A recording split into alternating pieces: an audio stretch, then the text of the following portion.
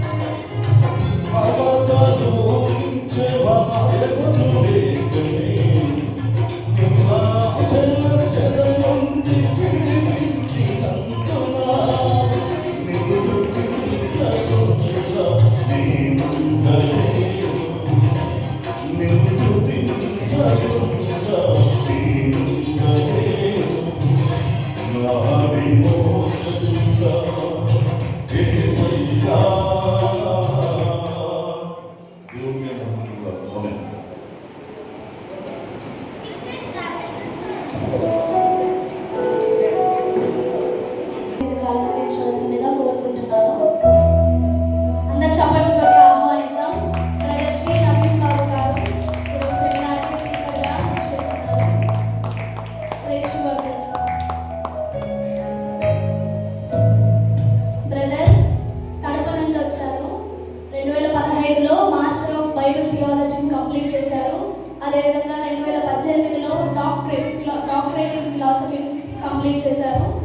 2003లో ప్రభువును తెలుసుకొని రక్షించబడ్డారు. అండ్ 2011 నుండి పరిచర్య చేస్తున్నారు, దేవుని పరిచర్య. ఇంకా 2 ఆధ్యాత్మిక పుస్తకాలు కూడా రచించడం జరిగింది దేవుని కృప ద్వారా. నెక్స్ట్ జనరేషన్ మినిస్ట్రీస్ అని యవ్వనస్తుల మధ్య కూడా పరిచర్య చేస్తున్నారు బ్రదరు. ఇంకా ప్రార్థనా ఛానల్లో సత్యజీవ మార్గం అనే టీవీ ప్రోగ్రాం ద్వారా కూడా దేవుడు తనను నడిపిస్తున్నారు. దాని బట్టి దేవునికి ఎంతో కృతజ్ఞతలు. మనం ఒకసారి చప్పట్లు కొట్టి తనను ఆహ్వానిద్దాం. ఈ సమయంలో గాడ్ మినిస్ట్రీస్ సేవకురాలు, గాడ్ మినిస్ట్రీస్ నడిపిస్తున్న సేవకురాలు షీబా సిస్టర్ని కూడా వేదిక అలంకరించాల్సిందిగా కోరుకుంటున్నాను. అందరికీ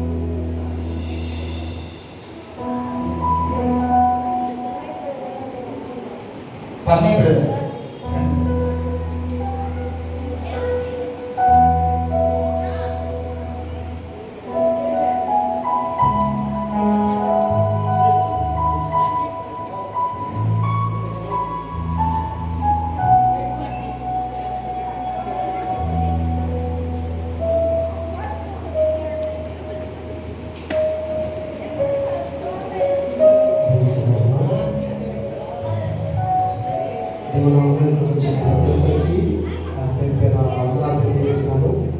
ఆరాధన అంటే ప్రభుని పరలోకంలో వివిధ దూతల చేత ప్రభుని ఆరాధించుకుంటారు. కాబట్టి ప్రతి ఒక్కరు కూడా లేచి నిలబడినట్లయితే ప్రతి ఒక్కరు ప్రభుని ఆరాధించుకున్నాం.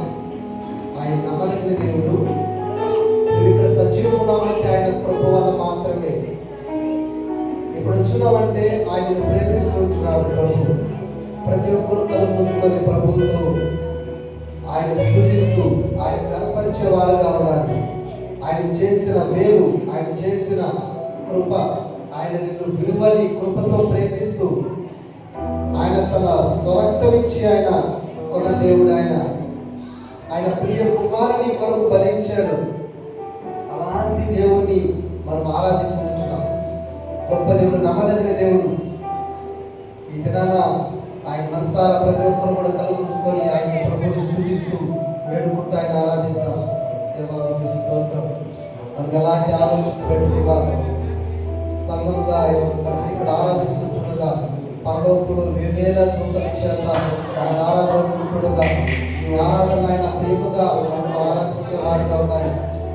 ప్రతి ఒక్కరు కూడా పూర్ణ మనసుతో పూర్ణ ఆత్మతో ప్రభువుని వేడుకుంటాం, ఆయన కనపరుస్తాం, మన జీవితాలను సరి చేసుకుంటూ ప్రభువా మీ రూపంలో ఒకరిని మార్చండి అయ్యా, నన్ను దర్శించండి అయ్యా, మీ రాకలేకపోతే ముగ్గురుని సిద్ధపరచడం ప్రభు ప్రతి ఒక్కరు మనసును సరి చేసుకుంటూ ప్రభుత్వం కూడా ఆరాధన అప్పగిస్తాం. ప్రభు ఈ కొద్ది సమయం ప్రభువుని వేడుకుంటూ దేవుని కనపరుస్తాం.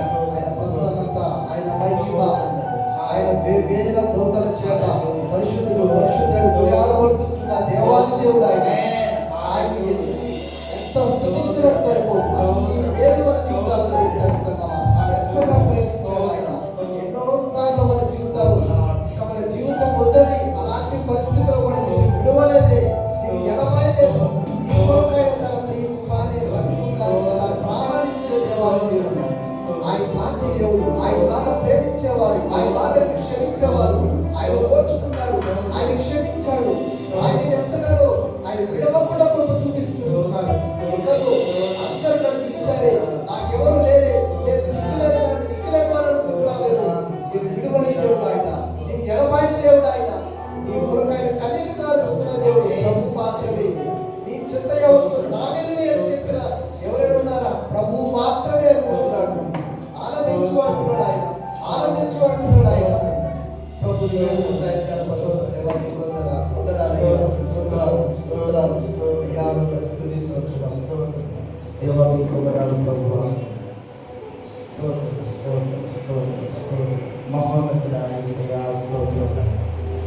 ఇది కూడా మా మధ్యలో మీ ప్రసన్నత, మీ సన్నిధి మా మధ్య ఉంచినందుకు నీకు వందనాలు. యేసయ్య మీరెంతైనా నమ్మదగిన దేవుడు నాకు. స్తోత్రం స్తోత్రం స్తోత్రం. మా మధ్య ఒక అదృశ్యమైనటువంటి వ్యక్తిగా సంచారం చేస్తున్న మా తండ్రి స్తోత్రం స్తోత్రం స్తోత్రం స్తోత్రం.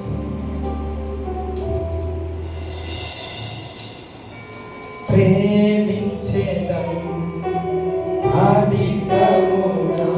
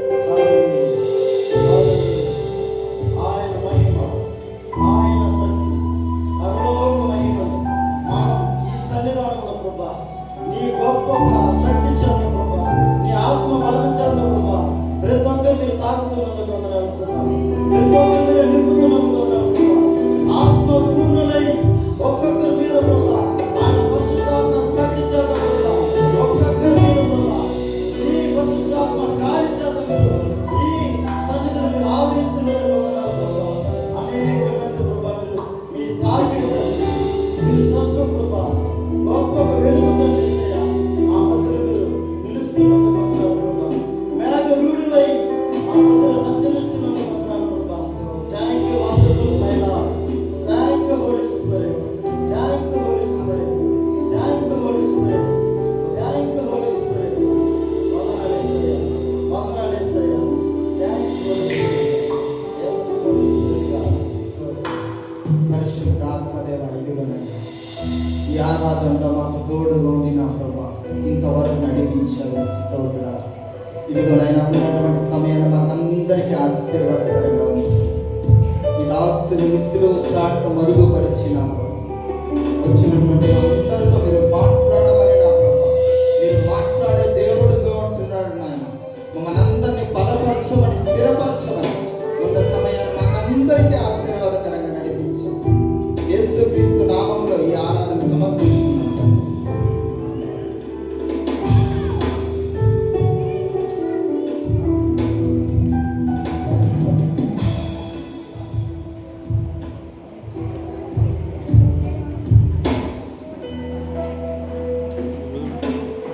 మనల్ని దేవుని ఆత్మతో ఆరాధించుకునే కృపను దయచేశారు. దాన్ని బట్టి దేవునికి ఎంతో కృతజ్ఞతలు.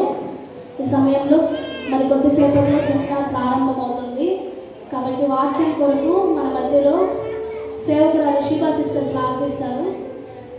మనమందరం ప్రార్థనలో ఏకీభవిద్దాం.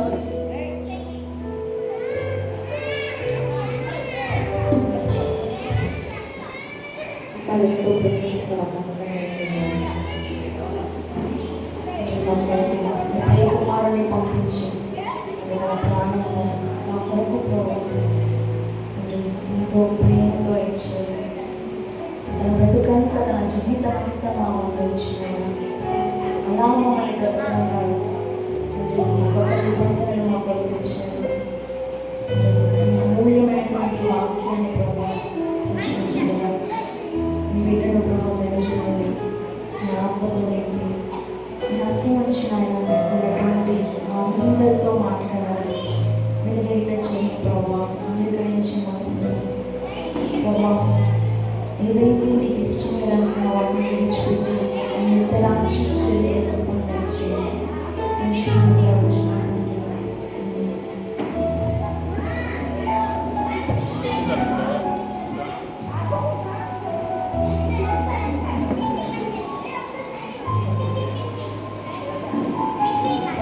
దేవునికి స్తోత్రం.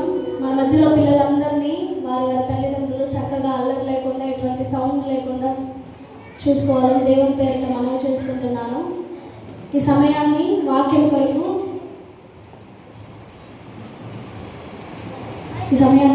కొరకు బ్రదర్ నవీన్ బాబు గారికి అప్పగిస్తున్నాను.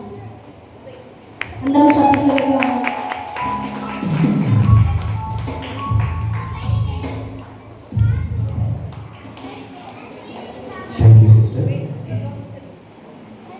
దేవుని మహాకృపను బట్టి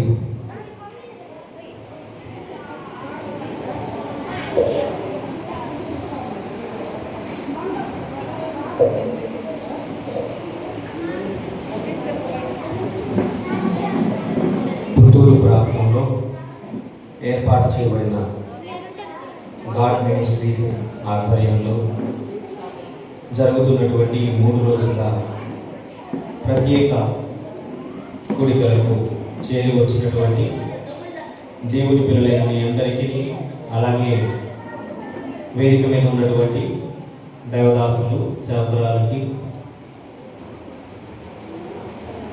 ప్రత్యేకంగా మరి ఈ యొక్క మీటింగ్ కార్యనిర్వాహకులైనటువంటి శివ సిస్టర్ గారికి, జోనాథన్ బ్రదర్ గారికి నా హృదయపూర్వక కృతజ్ఞతలు, వందనములు తెలుపుతున్నాను. అందరికీ వందనాలు. దేవుని నామానికి మహిమ కలుగును గాక. మరి అనేకమైనటువంటి వ్యయ ప్రయాసాల కోర్చి ఈ విధంగా ఈ మాటలు మీ మధ్యకు తీసుకొని రావడానికి దేవుడు ఎంతగానో కృప చూపాడు.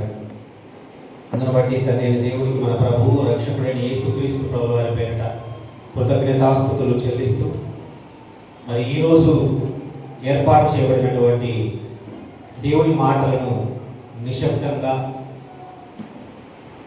ప్రార్థనాపూర్వకంగా సిద్ధపాటు కలిగి మనము విందాం.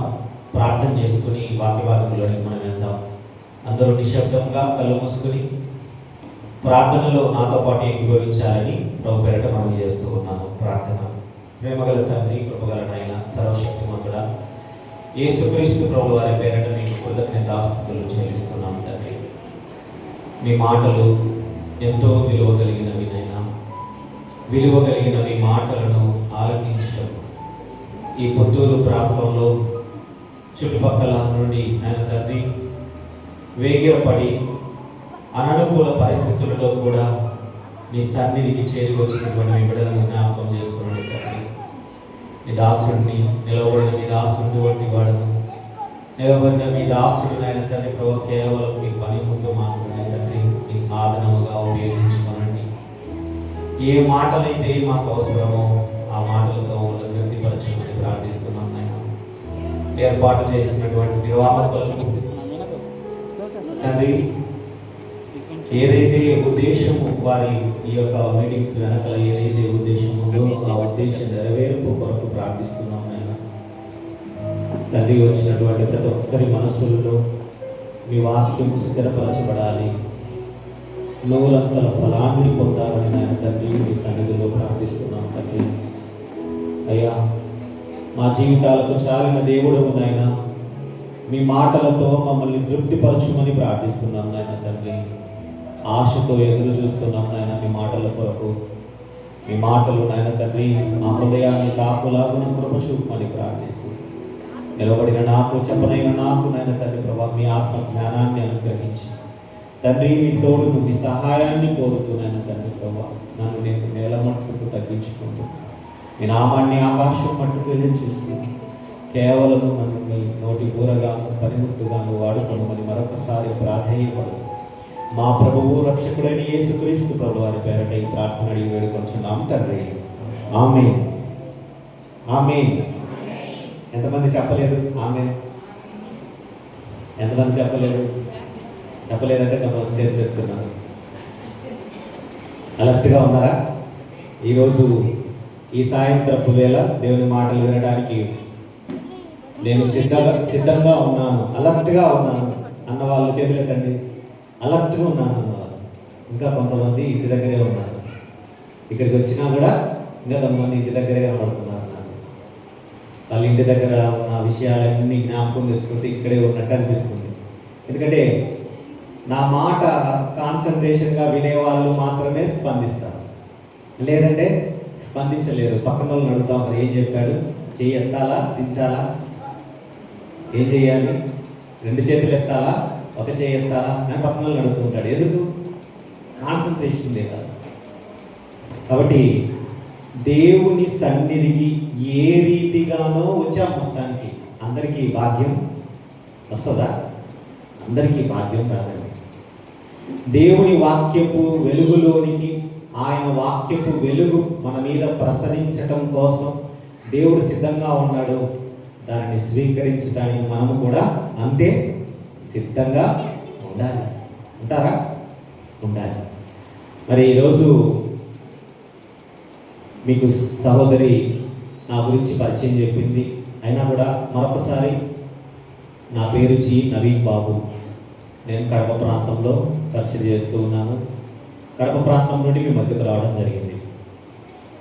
నాకు పుత్తూరు కొత్త కాదు, పుత్తూరుకి చాలాసార్లు నేను వచ్చాను. అయితే మా యొక్క రిలేటివ్స్ ఇక్కడ ఉండడం వల్ల చాలా అనుబంధం, 30 ఏళ్ళ అనుబంధం పుత్తూరుతో. గుడ్ షెపర్డ్ చర్చ్ కూడా 30 ఏళ్ళ నుంచే నాకు తెలుసు. నా వయసు 38. నాకు చిన్నప్పటి నుండే ఈ పుత్తూరుకు రాకపోకలు సాగేవి. కాబట్టి పుత్తూరు నాకు కొత్త కాదు. కానీ ఈరోజే నన్ను చూస్తున్న వాళ్ళు నేను మీకు కొత్త. కానీ ఈ దేవుని వాక్యము దేవుడు నా ద్వారా ప్రకటించాలి, లేదా మీ చేతికి మీ వరకు రావాలి అని దేవుడు ప్రణాళిక కలిగి ఉన్నాడు. కాబట్టి ఈరోజు మీ ముందు ఇలాగా నిలబడటం జరిగింది. మంచిది. నాకు ఇవ్వబడినటువంటి సమయంలోనే నేను ముగించే ప్రయత్నం చేస్తాను. సహోదరి నిర్వాహకులు నాకు ఇచ్చినటువంటి సమయాన్ని నేను సద్వినియోగం చేసుకుంటూ ముందుకు వెళ్తాను. బైబిల్ గ్రంథంలో ఈ టాపిక్ ఏదైతే అంశము మనకు ఏర్పాటు చేయబడిందో, అంశం ఎవరైనా చెప్పగలరా? స్టేజ్ వెనకాల ఉన్న బ్యానర్ని చూడకుండా చూడండి, అంకుల్ గారు ఇటు పక్కన ఉన్నా కూడా చెప్పేశారు. అంటే ఆల్రెడీ అంకుల్ గారు మైండ్లో ఉండిపోయింది. ఇక్కడి నుంచి ఎవరైనా చెప్పండి. అంశం పేరు ఏం పేరమ్మా? వెనకాల బ్యానర్ చూడకూడదు, నన్ను చూస్తూ చెప్పండి. చెప్పండి చెప్పండి, వినపడండి. నీకోసం అనే వినపడుతుంది. నీకోసం శాశ్వత లోకం. మరి ఈ యొక్క అంశం గురించి మనం ఈరోజు ధ్యానం చేద్దాం, ఆలోచన చేద్దాం. దానికంటే ముందు వాక్యము గురించి ఒక్క చిన్న మాట. దేవుని వాక్యము ఎలా వినాలి? దేవుని వాక్యము, దేవుడు మన దగ్గరికి అందిస్తున్న దేవుని వాక్యం చాలా పరిశుద్ధమైనది, విలువైనది. అత్యద్భుతమైనటువంటి వాక్యాన్ని, ఉపదేశాన్ని ఎలా వినాలి అన్నది ఒకే ఒక్క మాట చూపించి నేను అంశంలోనికి వెళ్తాను. చూద్దాం. యోబు గ్రంథం అందరూ తీయాలి, అలర్ట్గా ఉండాలి. వాక్యం అర్థం అవ్వాలి అని అంటే అలర్ట్గా ఉండాలి. 6వ అధ్యాయము 24వ వచనం. యోబు గ్రంథము 6వ అధ్యాయము 24వ వచనం.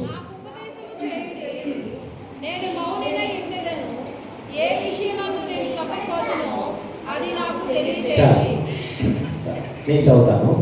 సహోదరి మనులు చదివినది మళ్ళీ నేను చదువుతున్నాను. నాకు ఉపదేశము చేయుడి. ఎంతమంది అడుగుతున్నారు ఈరోజు? నాకు ఉపదేశము చేయుడి అని ఎంతమంది మనలో ఇక్కడ కూర్చున్న వాళ్ళు అడుగుతున్నారు దేవుణ్ణి? నేను కూడా అడుగుతున్నాను. ఎందుకంటే మాట్లాడుతున్నది నేను అని మీకు కళ్ళకు కనబడుతూ ఉంటుంది, కానీ దేవుడు నా ద్వారా మాట్లాడుతున్నాడు. నాకు కూడా అవసరమే వాక్యం. నాకు ఉపదేశము చేయుడి. ఇక్కడ అడుగుతున్నది ఎవరో చెప్తారా? నాకు ఉపదేశము చేయుడి అని ఇక్కడ అడుగుతున్నది ఎవరో చెప్తారా? బైబిల్ గ్రంథంలో చూసి ఎక్కడుంది యోబు గారు అడుగుతున్నారని? చూడండి, 6వ అధ్యాయం ప్రారంభంలో చూడండి ఏమనుందా? దానికి యోబు ఇట్లని ప్రత్యుత్తరం ఇచ్చెను. యోబు గారు మాట్లాడుతున్నారు. యోబు గారి గురించి తెలియని వారు ఎవరైనా ఉన్నారమ్మా ఇక్కడ? యోబు గారి గురించి తెలియని వారు ఎవరైనా ఉన్నారా? దేవుడు ఆయన ఏమన్నాడు అని అంటే, భూమి మీద అటువంటి వాడు ఆ దేశములో ఆ కాలములో లేడు, యథార్థవంతుడు, చెడుతనమును విసర్జించిన వాడు, యెహోవా యందు భయభక్తులు కలిగిన వాడు. మరి ఇంటి గొప్ప వ్యక్తి ఏమని అడుగుతున్నాడు? ఏమడుగుతున్నాడు అంటే, మన స్థితి లోకంలో ఎంత గొప్పదైనా ఆ దేశములో అట్లాంటి ధనవంతుడు ఎవరు లేరట, అట్లాంటి భక్తిపరుడు ఎవరు లేరట, అట్లాంటి యథార్థవంతుడు ఎవరు లేరట, అతని వంటి వాడెవడును అప్పుడు లేడు, ఒక్కడుగా ఉన్నాడు. అలాంటి వాడే ఏమంటున్నాడు? నాకు ఉపదేశము చేయుడి. ఉపదేశం యొక్క ప్రాధాన్యత, ప్రాముఖ్యత మనం అర్థం చేసుకోగలిగితే ఎంత గొప్ప వారికైనా ఉపదేశము కావాలి. ఉపదేశము చేయుడి అంటే వాక్యం చెప్పండి అని అర్థం. వాక్యం చెప్పండి, మేము వింటాము. వాక్యం ఉపదేశించండి, వాక్యాన్ని ఉపదేశించండి అని అంటున్నారు. ఇంకా ఏమంటున్నారు చూడండి, ఉపదేశము చేయుడి, నేను మౌనినై ఉండెదను. అంటే వాక్యం చెప్పేటప్పుడు ఎలా వినాలి? వాక్యం చెప్పేటప్పుడు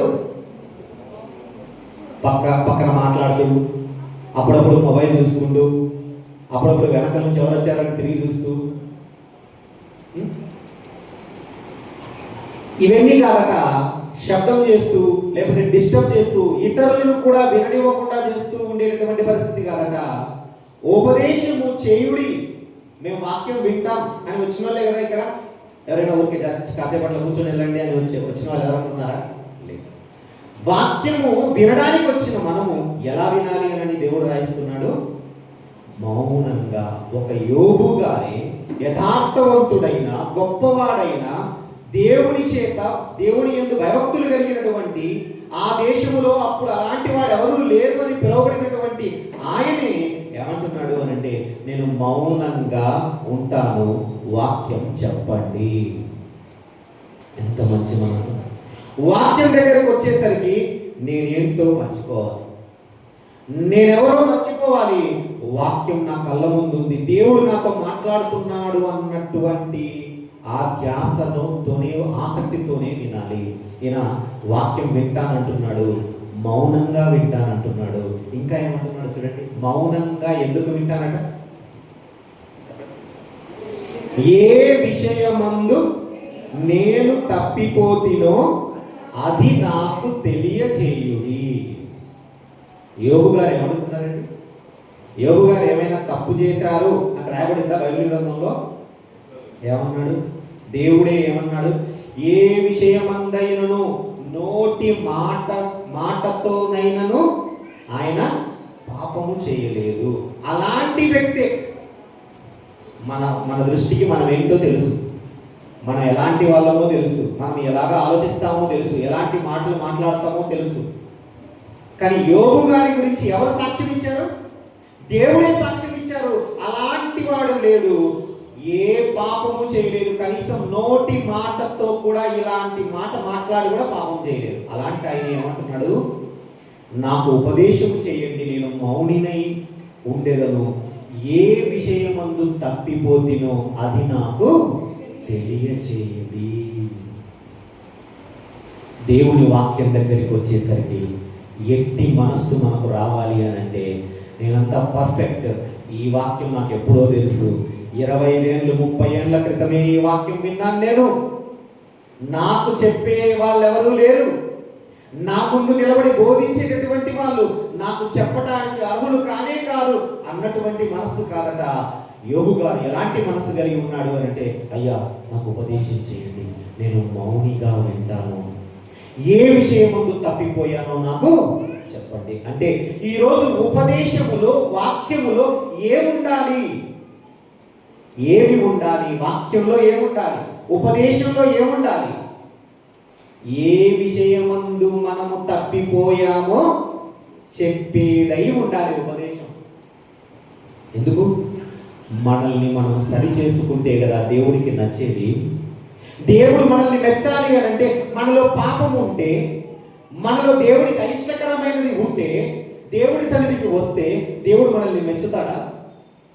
మన హృదయంలో పాపం పెట్టుకుని మనం ఎట్లాగంటే అట్లాగా బ్రతుకుతూ దేవుడి సన్నిధిలో ఒకవేళ పాల్గొన్నా, వాక్యం చెప్పినా, పాట పాడినా, కానుకిచ్చినా, నిత్యము దేవుని వాక్యము ధ్యానం చేసినా మనం దేవుని దృష్టికి మెచ్చబడతామా?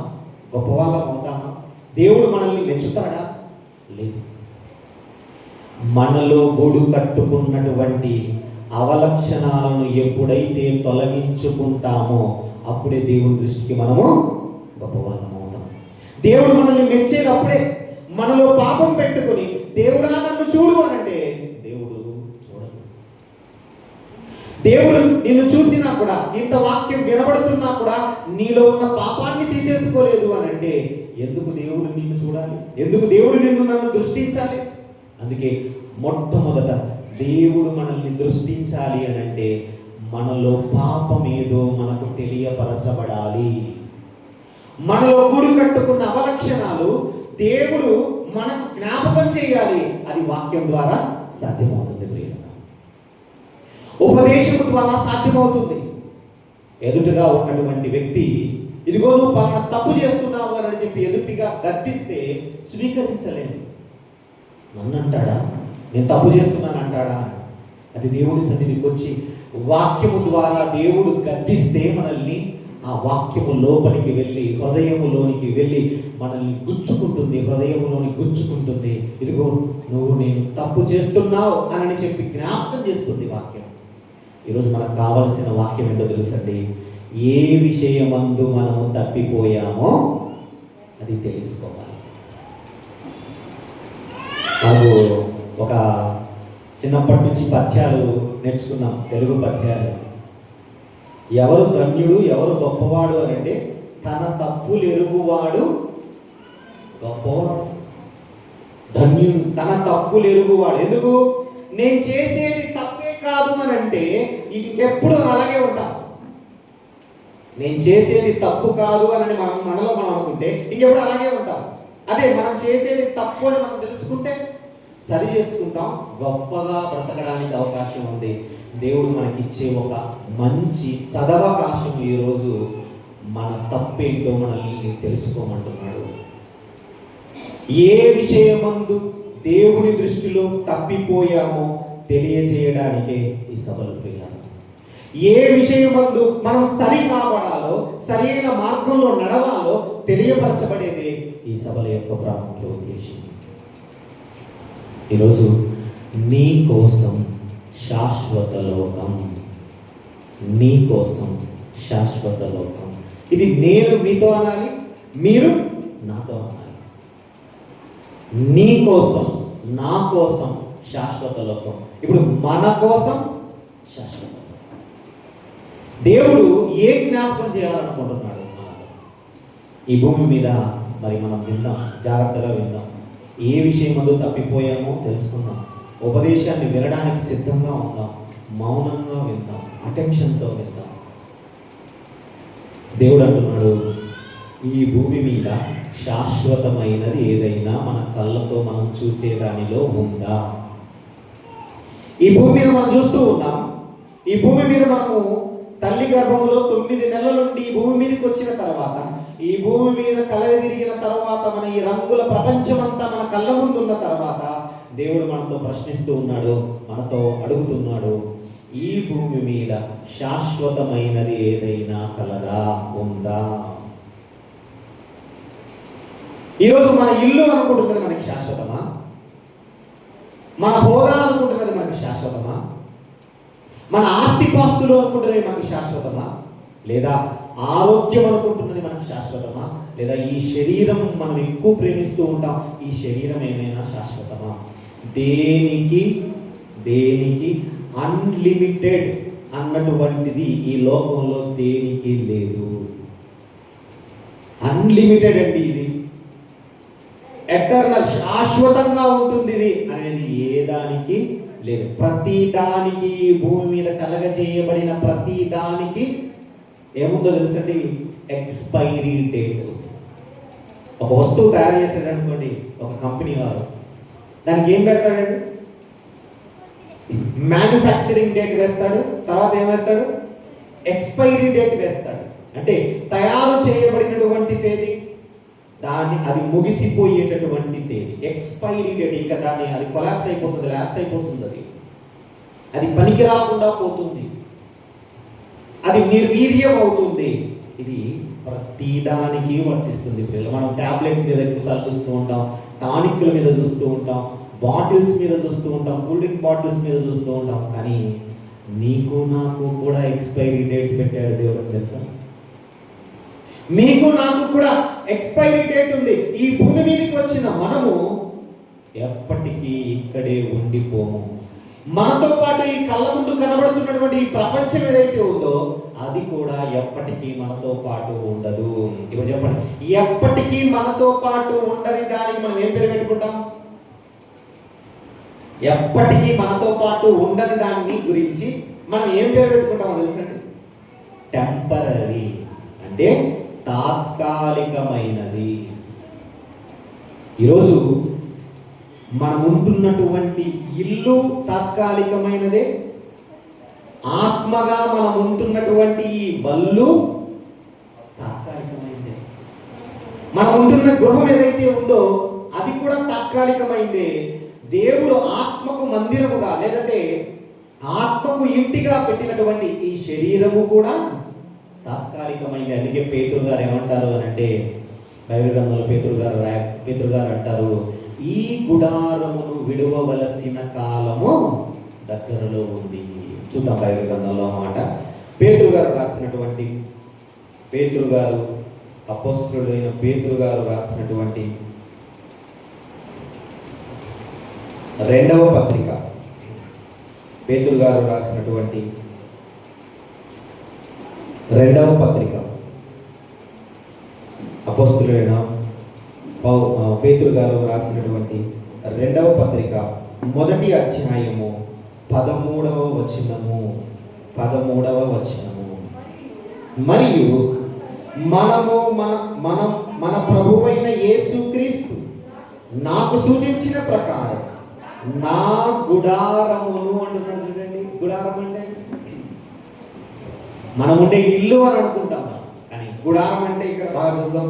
నా గుడారమును త్వరగా విడిచిపెట్టవలసి వచ్చునని ఎరిగి నేను ఈ గుడారములో ఉన్నంత కాలము ఈ సంగతులను జ్ఞాపకము చేసి మిమ్మును రేపుట న్యాయమని ఎంచుకొనుచున్నాను. ఎవరైనా కొంచెం జ్ఞానయుక్తంగా అంటే చదువుకుంటున్నటువంటి పిల్లలు మరి దీన్ని విశ్లేషించడానికి వీలు లేని, అంత పరిణితి లేనటువంటి పిల్లలు ఇది చదివితే ఏమనుకుంటారో చెప్పండి. విశ్లేషించడానికి వీలు లేకుండా ఉండే పిల్లలు చదివితే, ఒక 5వ తరగతి 6వ తరగతి పిల్లలు చదివారు అనుకోండి, నా గుడారమును త్వరగా విడిచిపెట్టవలసి వచ్చునని ఎరిగి నేను ఈ గుడారములో ఉన్నంత కాలము అని పేతురు గారు మాట్లాడుతున్నారు అని అంటే ఏమనుకుంటారు? ఒక ఇంట్లో, ఒక గుడారంలో పేతురు గారు ఉన్నారు. ఆ పేతురు గారు ఆ గుడారాన్ని విడిచిపెట్టి వెళ్ళిపోవలసినది టైం దగ్గర పడింది అని అన్నట్టుగా అనుకుంటారా లేదా? అట్లాగే అనుకుంటారు. దేని గురించి పేతురు గారు మాట్లాడుతున్నారో నెక్స్ట్ వచనంలో ఉంది చూడండి. 15వ వచనం చదువుదాం. 15వ వచనం, పేతురు గారు రాసిన 2వ పత్రిక 1వ అధ్యాయము 15వ వచనం. నేను మృతి పొందిన తరువాత అంటున్నాడు చూడండి. ఆ మృతి పొందిన తరువాత అన్న దానికి ఫుట్ నోట్లో ఏముంది? నా నిర్గమమునకు తరువాత. నిర్గమము అన్న పదం ప్రయోగించబడింది.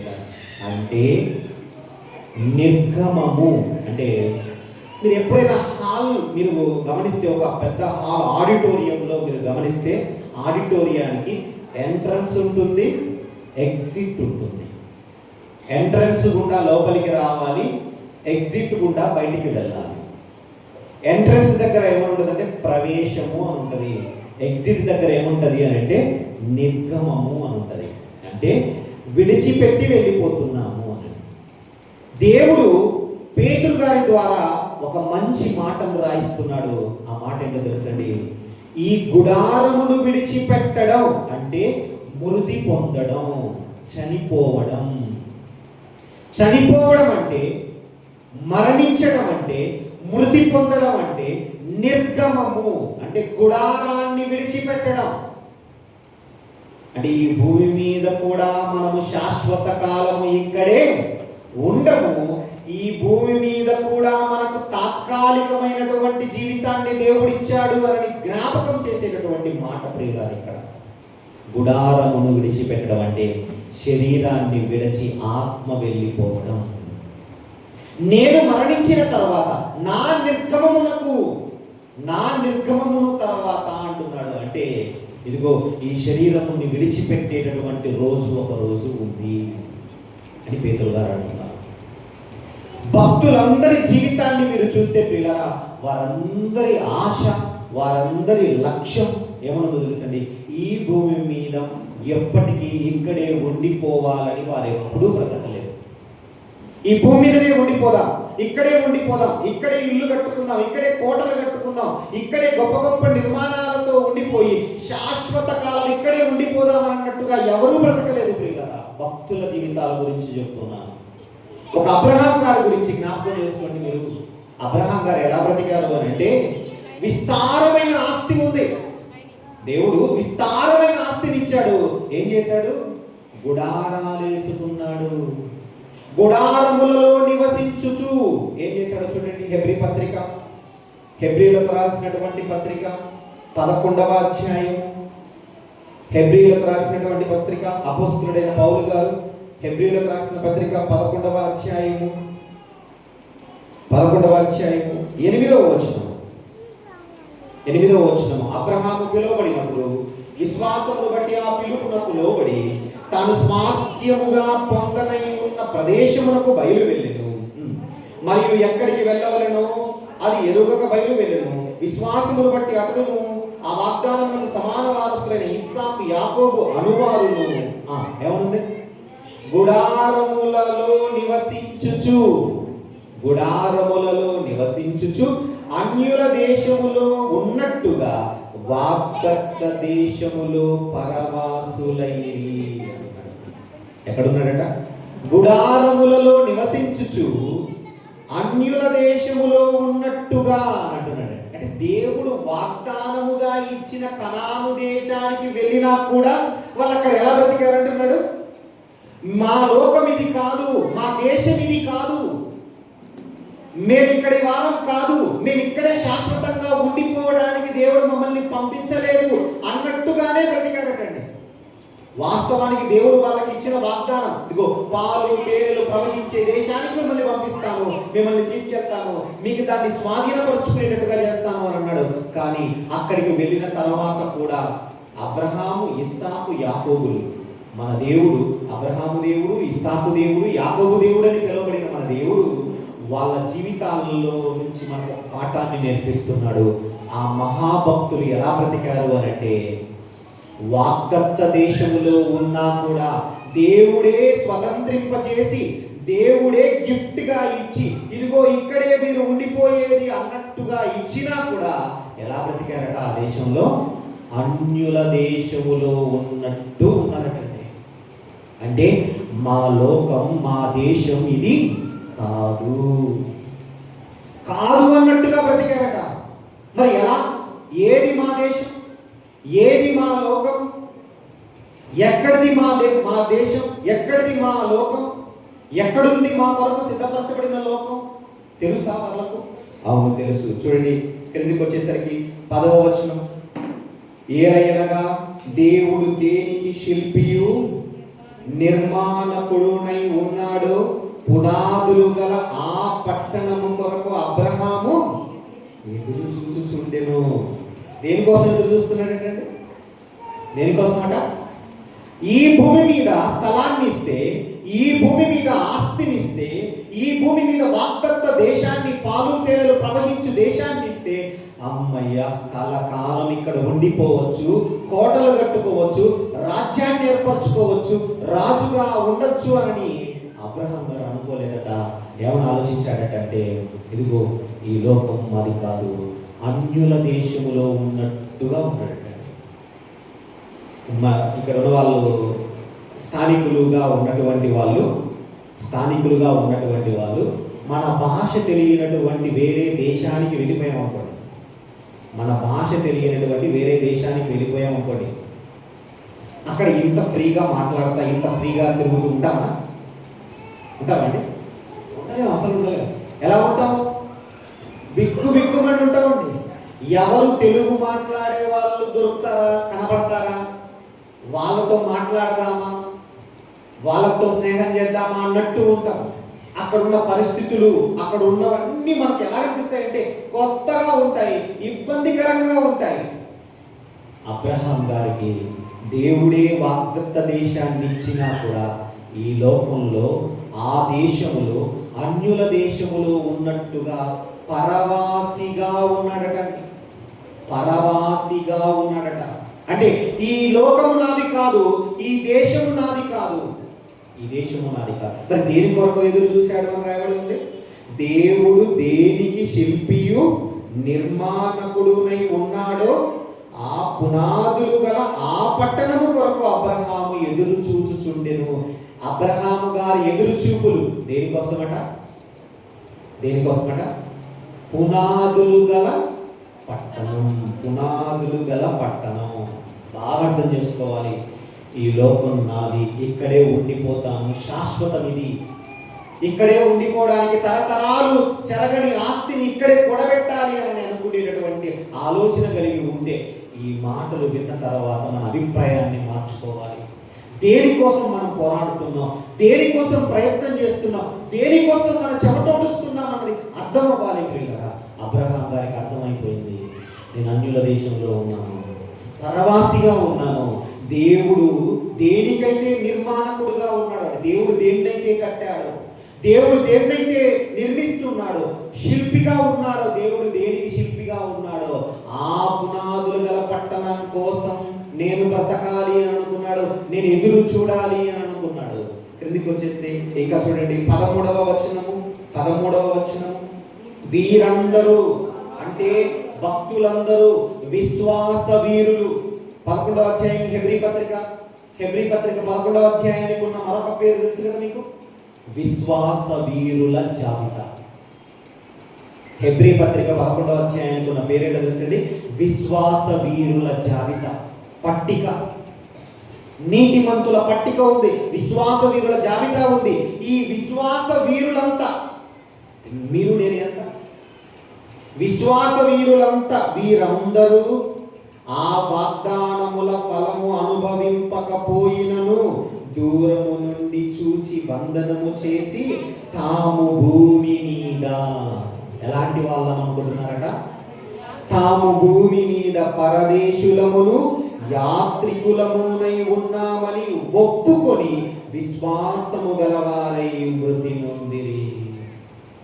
ఈ లోకం నాది కాదు, ఈ లోకానికి వచ్చాను కానీ, తల్లి గర్భం నుండి ఈ లోకానికి ప్రవేశించాను కానీ 60-70 ఏళ్ళు ఈ లోకంలో ఉన్నాను, తాత్కాలికంగా ఉన్నాను.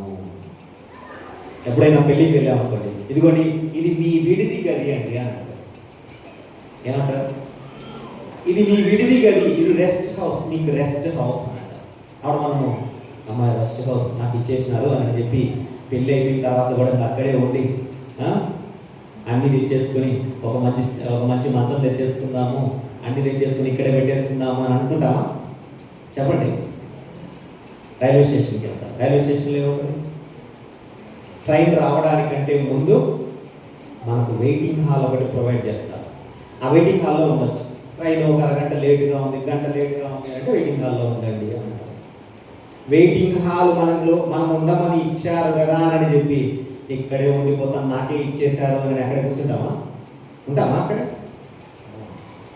ఏంటది? తాత్కాలిక బస చేయడానికి మనల్ని ఉంచినటువంటి ప్రదేశం అంతే అది. ఈ భూమి మీదికి 60-70 ఏళ్ళు దేవుడు ఈ భూమి మీదకి పంపించాడు అంటే తాత్కాలికంగా ఈ భూమి మీద నిన్ను నన్ను పరీక్షించడానికి దేవుడు పెట్టాడు. ఇక్కడ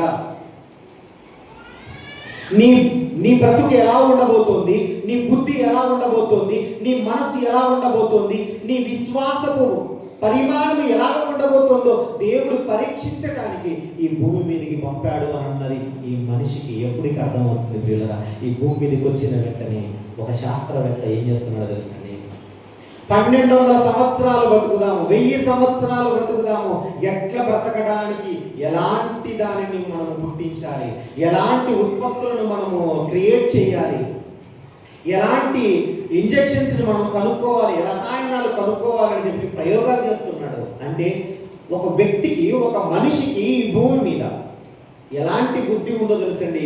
ఈ భూమి మీదకి వచ్చాను, ఈ భూమి మీదనే శాశ్వతంగా ఉండిపోవాలి. ఈజిప్ట్ నాగరికత మీరందరూ విన్నారు. ఈజిప్ట్ నాగరికత మీ అందరికీ తెలుసు. ఐగుప్తు, మనకు బైబిల్లో ఐగుప్తు అని ఉంటుంది. ఈజిప్ట్ నాగరికత ఫస్ట్ సివిలియన్స్, మొట్టమొదట ఈ భూమి మీద నాగరికత కలిగినటువంటి ప్రాంతం ఏదైనా ఉంది అని అంటే చరిత్రకారుల అభిప్రాయం ప్రకారము అది నైలు నది పరివాహక ప్రాంతంలో ఉన్న ఈజిప్షియన్స్, ఐగుప్తీయులు కూడా ఏమని నమ్మేవారో తెలుసండి. వాళ్ళకు తెలుసు ఎక్కువ కాలం ఈ భూమి మీద ఉండలేము, ఈ భూమి మీద ఈ శరీరంలో ఎక్కువ కాలం ఉండలేము, కానీ ఏదో ఒక రోజు ఈ భూమి మీదనే ఉండిపోయే పరిస్థితి రాకుండా పోతుందా అని చెప్పి వాళ్ళ చనిపోయిన శవాలను ఏం చేసేవాళ్ళు తెలుసా, రసాయనాలతో దాంట్లో పెట్టి మమ్మీ ఆకారం, మమ్మీస్ అంటారు, ఆ మమ్మీస్గా మలుచుకొని ఆ పెట్టెల్లో అమర్చుకొని పిరమిడ్స్కి లోపల పెట్టి నిర్మాణం చేసుకున్నారు. ఏంటనుకుంటున్నారు? వాళ్ళు దాని వెనకలో ఉన్న ఆలోచన ఏమనుకుంటున్నారు? ఎప్పటికైనా ఈ భూమి మీద శాశ్వతంగా ఉండిపోవాలి. అప్పుడు నేను శాశ్వతంగా ఉండిపోవడానికి ఈ దేహం నాకు ఉండాలి కదా, చూడడానికి కళ్ళు ఉండాలి కదా, నాలుక ఉండాలి కదా, తినడానికి నడవడానికి కాళ్ళు ఉండాలి కదా, ఇవన్నీ భద్రపరచుకోవాలి అని చెప్పి ఒక ప్రక్రియను ఏర్పాటు చేసుకున్నారు. అదే మమ్మీగా మలచుకోవడం. ఆ మమ్మీగా చేయబడటం అన్నది వాళ్ళు రసాయనాలు పెట్టి ఒక పెట్టెలో ఏర్పాటు చేయబడి దాన్ని భద్రంగా పెట్టుకున్నారు. ఇప్పుడు బయటికి తీస్తున్నారు అందరినీ. ఎలాగైపోయినారు చెప్పండి? అప్పుడు ఎలా ఉన్నారు, ఇప్పుడు ఎలా ఉన్నారు అని అంటే మొత్తం చర్మం అంతా పోయి బయటికి ఆ ఆకారము ఒక వికృత ఆకారంగా కనబడుతూ ఉన్నారు. ఏమైనా బ్రతికారా, ఏమైనా మరలా చెల్లించగలుగుతున్నారా అని అంటే లేదు. వారికి కూడా అప్పటికి తెలియదు ఏమని, ఈ భూమి మీద శాశ్వతంగా మనము ఉండిపోవడానికి అవకాశము లేదు. కానీ అంతకంటే ముందే ఐగుప్తీయుల కంటే ముందే దేవుడిచ్చిన ఆలోచనలను అనుసరించి అబ్రహాము, ఇస్సాకు, యాకోబు తర్వాత వచ్చిన సంతతి, యాకోబు నుండి వచ్చినటువంటి సంతతి కదా ఇశ్రాయేలీయులు ఐగుప్తులో ఉన్నది.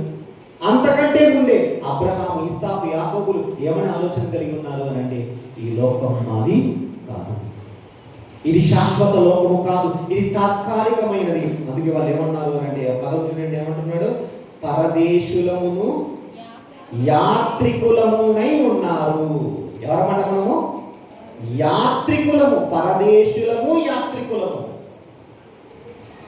శాశ్వతంగా ఇక్కడే ఉండడానికి కాదు, టెంపరరీగా వచ్చిన వాళ్ళు. యాత్రికులకు ఉన్న పేరు టూరిస్ట్స్. అంటే వాళ్ళు టెంపరరీ ఇక్కడికి వస్తారు, ఇక్కడ ఉన్న ప్రదేశాలన్నీ చూస్తారు, ఒక రోజు ఉంటారు, 2 రోజులు ఉంటారు, వారం ఉంటారు, ఇక్కడే ఉండిపోరు. మరలా వాళ్ళు ఏమైపోవాలి? వాళ్ళ స్వదేశానికి, సొంత ప్రాంతానికి వెళ్ళిపోవాలి. వాళ్ళని యాత్రికులు అని అంటారు. ఇక్కడ బైబిల్ గ్రంథంలో యాత్రికులుగా ఎవరు పిలువబడుతున్నారు అని అంటే అబ్రహాము, ఇస్సాకు, యాకోబు. వారు ఏమంటున్నారంటే మేము యాత్రికులము, మేము పరదేశులము అని అంటున్నారు. ఇంకా ఏమంటున్నారు చూడండి, అనే విశ్వాసము గలవారై మృతి పొందిరి. ఇక్కడ ఆగాలి మనం. మృతి పొందడం అంటే ఇందాకే మనం చూసాం. మృతి పొందడం అంటే నిర్గమము, ఎగ్జిట్ అయ్యారు. Entry, exit. ఈ శరీరములోనికి ఎంట్రీ, ఈ శరీరము నుండి ఎగ్జిట్. అదే మరణం. మరణం అంటే చావు అంటే క్లోజ్ అని కాదు, ఇక అయిపోయిందని కాదు. ఎంట్రీ జరిగింది, జననం, ఎగ్జిట్ అయింది, మరణం. బాగా అర్థం చేసుకోండి. ఈ గుడారమును విడిచిపెట్టవలసి వచ్చును అని పేతురు గారు అన్నారు. అబ్రహాము, ఇస్సాకు, యాకోబులు కూడా ఏ విశ్వాసముతో మృతి పొందారట? ఎట్టి విశ్వాసము గలవారై మృతి పొందారట? చదవండి మనం. తాము భూమి మీద పరదేశులమును యాత్రికులమునై ఉన్నామని ఒప్పుకొని విశ్వాసము గలవారై నిర్గమం చేయబడ్డారు, ఎగ్జిట్ అయ్యారు, ఈ గుడారాన్ని విడిచిపెట్టారు. అంటే మరణం అన్నది మనల్ని శాశ్వతంగా ఇక ముగింపు మనకు అన్నది కాదు, కానీ ఈ లోకానికి ముగింపు, ఈ శరీరానికి ముగింపు, ఈ శరీరములో నివసించే కాలానికి ముగింపు, అంతే తప్ప ఆ తర్వాత లేదని కాదు. యాత్రికులుగా ఇక్కడికి వస్తారు, ఇక్కడి నుండి వెళ్ళిపోయారు, మనం సెండ్ ఆఫ్ ఇచ్చాం, బాయ్ చెప్పాం, అయిపోయిందా? వాళ్ళ గురించి అయిపోయిందాక ఇక్కడ నుండి వెళ్ళిపోయారు. ఎక్కడికి వెళ్తున్నారు? ఎక్కడి నుండి వచ్చారో అక్కడికి వెళ్తున్నారు. ఇప్పుడు చదువుదాం కిందికి 14వ వచనం. ఈలాగు చెప్పువారు తమ స్వదేశమును వెతుకుచున్నామని విషదపరచుచున్నారు కారా అంటున్నాడు. చూడండి, ఈలాగు చెప్పువారు, ఏలాగు? మాది లోకం కాదు, మేము పరదేశులము, మేము యాత్రికులము అని చెప్పుచున్నటువంటి వాళ్ళు ఏమని చెబుతున్నారట? మేము స్వదేశాన్ని వెతుకుచున్నాం. పైన మనము అబ్రహాం గారు ఏం వెతుకుచూ ఉన్నాడు? పునాదులు గల పట్టణము, దేవుడు దేనికి శిల్పియు నిర్మాణకుడై ఉన్నాడు, ఆ పునాదులు గల పట్టణము కోసము ఎదురు చూచుచుండెను. కింద ఏమంటున్నాడు? తమ స్వదేశమును వెతుకుచున్నారు. ఎదురు చూడటం, వెదకటం, ఎదురు చూడటం, వెదకటం. భక్తులందరి జీవితాల్లో, విశ్వాస వీరుల జాబితాలంతటిలో ఒకటే కామన్గా కనబడుతుంది ప్రియులారా, ఎదురు చూపు. దేనికోసం ఎదురు చూస్తున్నారు? దేనికోసం వేచి చూస్తున్నారు? దేనికోసం ఆగారు వారు? దేనిని వెతుకుచున్నారు? చదువుదాం కిందికి. వారు ఏ దేశము నుండి వచ్చిరో ఆ దేశమును జ్ఞాపకమందుంచుకున్న ఎడల మరలా వెళ్ళుటకు వారికి వీలు కలిగి ఉండును. భక్తులకు, విశ్వాస వీరులకు, ఈ లోకములో ఉన్న మనుషులకు తేడా ఏంటో తెలుసండి? ఏ దేశము నుండి వచ్చారో మర్చిపోయారు. వాళ్ళు మర్చిపోలేదు, వాళ్ళ జ్ఞాపకం పెట్టుకున్నారు. మాది లోకం కాదు, మేము వెళ్ళిపోవాలి, ఎప్పటికైనా మేము వెళ్ళిపోవాలి, ఎప్పటికీ శాశ్వతంగా ఇక్కడ ఉండాల్సిన వాళ్ళం కాదు, మేము పరదేశులము, మేము యాత్రికులము, మేము ఈ భూమి మీద ఉన్నది అన్యుల దేశంలో ఉన్నట్టు ఉన్నాము, మాది కాదు ఈ లోకం అన్నట్టుగా కామన్గా వాళ్ళలో కనబడుతుంది. చూడండి, అలాగే బ్రతికారట. తమ స్వదేశము, ఏ దేశము నుండి వచ్చారో ఆ దేశమును జ్ఞాపకం అందించుకొని మరలా వెళ్ళటకు వారికి వీలు కలిగి ఉండను. ఈ లోకం ఏం చేసిందో తెలుసండి? స్వదేశాన్ని మర్చిపోయింది. ఎక్కడి నుండి వచ్చారో జ్ఞాపకం లేదు. చిన్న పిల్లాడు ఇంటి నుండి బజార్కి వచ్చాడు, వాళ్ళ అమ్మ నాన్నల ప్రమేయం లేకుండా తప్పిపోయాడు. ఇప్పుడు అక్కడ కూర్చొని ఏడుస్తున్నాడు. మనం అడుగుతాం, ఏరా బాబు నాన్న ఎందుకు ఏడుస్తున్నావు అని అంటే వాడు ఏం చెప్తాడు? మా ఇల్లు ఎక్కడుందో కనుక్కోలేకపోతున్నాను అని చెప్తాడు. పిల్లలు తప్పిపోయారు అంటే వాళ్ళు ఎక్కడ నుండి వచ్చాడో అక్కడికి మరలా వెళ్ళలేకపోతున్నాడు అని అంటే ఏం చేసినట్టు? వాడు జ్ఞాపకం పెట్టుకోలేకపోయాడు. చిన్నపిల్లాడు కాబట్టి తప్పిపోయాడు, గుర్తుకు రావడం లేదు. ఓకే, ఇంకా వేరే వాళ్ళు, పెద్దవాళ్ళుగా ఉన్నటువంటి వాళ్ళు, ఒక 20 ఏళ్ళు 30 ఏళ్ళు ఉన్నటువంటి వ్యక్తి అటు ఇటు తిరుగుతూ అక్కడ పక్కన కూర్చొని ఏడుస్తూ ఉన్నాడు అనుకోండి. అప్పుడు మనం పోయి దగ్గరికి పోయి, ఏమన్నా ఇటు అటు తిరుగుతున్నావు, ఏడుస్తూ ఉన్నావు, ఏం సంగతి అని అంటే ఇట్లా అనుకుంటారు. ఎక్కడికి పోవాలో అర్థం కావడం లేదు అన్నాడు అనుకోండి. అతన్ని మనం ఏమనుకుంటాం చెప్పండి? ఏమనుకుంటాం? ఎక్కడికి పోవాలో అర్థం కావడం లేదు, అక్కడికా అంటున్నాం అనుకోండి. ఏమనుకుంటాం? స్థిమితం లేదు, పిచ్చోడు, పాపం అయ్యో అనుకుంటాం. ఈరోజు లోకం పరిస్థితి ఏందో తెలుసా? ఏ దేశము నుండి వచ్చారో ఆ దేశాన్ని మర్చిపోయారు. దేవుడు ఏ దేశం నుండి మనం వచ్చామని చెప్తున్నాడో, జ్ఞాపకం చేస్తున్నాడో భక్తుల ద్వారా, ప్రవక్తల ద్వారా, అనేక మంది సేవకుల ద్వారా ఈరోజు వినిపింపజేస్తూ ఉన్నాడు.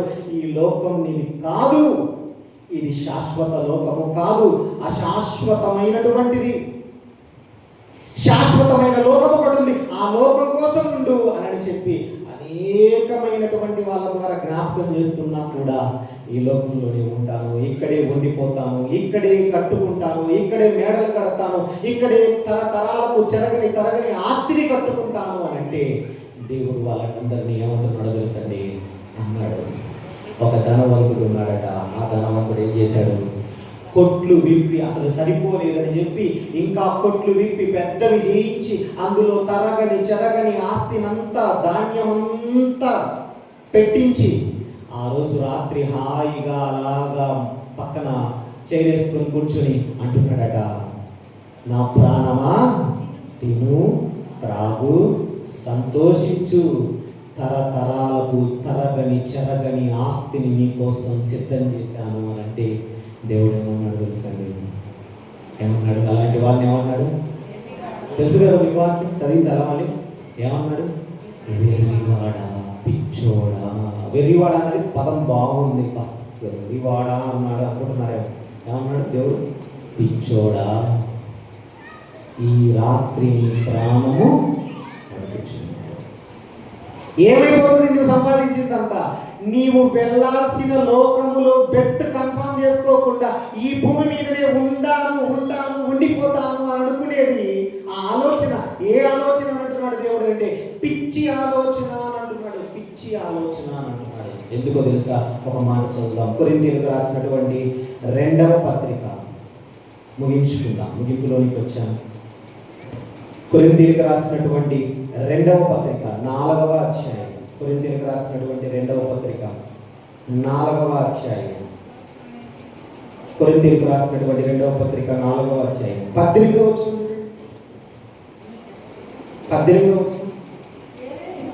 కొరింథీయులకు రాసినటువంటి 2వ పత్రిక 4వ అధ్యాయం 18వ వచనము. క్షణమాత్రముందు మా చులకని శ్రమ మా కొరకు అంతకంతకు ఎక్కువగా నిత్యమైన మహిమ భారమును కలగజేయుచున్నది. ఏలయనగా దృశ్యమైనవి అనిత్యములు, అదృశ్యమైనవి నిత్యములు. పౌలు గారు కొరింథీ సంఘానికి రాస్తూ ఒక మంచి అద్భుతమైన మాట రాస్తున్నాడండి. అదే దృశ్యమైనవి అనిత్యములు. అర్థం చెప్తారా ఎవరన్నా? దృశ్యమైనవి అనిత్యములు. ఎవరైనా అర్థం చెప్తారా? దృశ్యమైనవి అంటే ఫస్ట్ దృశ్యమైనవి అంటే స్టేజ్ మీద ఉన్న వాళ్ళు కాదు, ఒక్క నిమిషం. దృశ్యమైనవి అంటే కంటికి కనబడేవి, మన కళ్ళతో మనం చూస్తున్నాం, నిత్యము మనం అనుభవిస్తున్నటువంటి ఈ లోకం గురించి మాట్లాడుతూ దేవుడు ఏమన్నాడంటే దృశ్యమైనవి చదువు, ఆ పదం చదువు. అనిత్యములు అంటే నిత్యము కానివి, అశాశ్వతమైనవి, తాత్కాలికమైనవి అని. ఇప్పుడు చెప్పండి, కనబడేవన్నీ చెప్పండి, కనబడేవన్నీ తాత్కాలికమైనవి, వాటి మీద ఆశ పెట్టుకోకూడదు.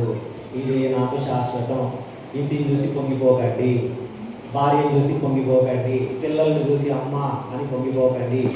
మన శరీరాన్ని నిత్యం ఉదయం లేచిన దగ్గర నుంచి అర్థంలో చూసి మనం ఏం చేస్తుంటాం? పొంగిపోతుంటాం. ఏమున్నావు, ఏముందో, ఏమి అని పొంగిపోతుంటాం. శాశ్వతం కాదు. ఇది గుడారం, ఇది అశాశ్వతమైనది, తాత్కాలికమైన గొడుగు అంతే. విడిచిపెట్టాలి అన్నది జ్ఞాపకం తెచ్చుకోవాలి. భక్తులు అలాగే ఆలోచించారట. ఏం లోకం ఇది? ఏమి శరీరం ఇది?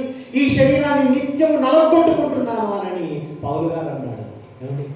నిత్యము నలగొట్టుకుంటున్నాడు ఈ శరీరాన్ని పౌలు గారు అని అంటే ఏమని? ఇది శాశ్వతమైంది కాదు, దీనిని ఇప్పుడు నలగొట్టుకుంటే తప్ప నేను శాశ్వతమైన లోకాన్ని సంపాదించుకోలేను అని. ఈ భూమి మీద ఉన్నవన్నీ లాభకరములైనవన్నీ పౌలు గారు ఎలాగ ఎంచాడట? పెంటతో సమానముగా ఎంచాడట. అంటే శాశ్వతమైనవి అని అనుకుంటే పెంటతో సమానంగా ఎంచుకుంటాడా? ఎంచుకోడు. అందుకే కనబడేవన్నీ తాత్కాలికమైనవి. నెక్స్ట్ మాట, అదృశ్యమైనవి నిత్యములు, కనబడనివే నిత్యము ఉండేవి. మీ ఆత్మ మీకు కనబడుతుందా? నేను ఇప్పుడు నాలో ఆత్మ ఉంది. ఆత్మకు గుడారమే ఈ శరీరం.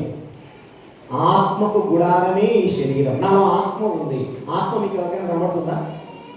మీ ఆత్మను నాకు కనబడటం లేదు, నా ఆత్మ మీకు కనబడటం లేదు.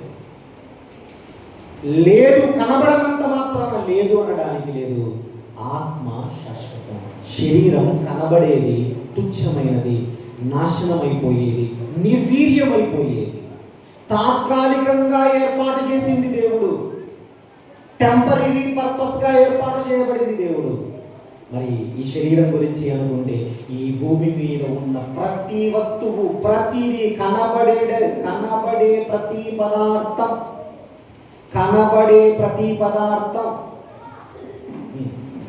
దేవుడు ఒక మాట అన్నాడు, ఆకాశములు భూమియు గతించిపోవు. అంటే మనం అనుకుంటాం సూర్యుడు ఎల్లకాలం ఎప్పటి నుంచో మా తాత ముత్తాతల దగ్గర నుంచి ఉన్నాడు, ఇప్పటికీ ఉన్నాడు, ఎప్పటికీ ఉంటాడు అని.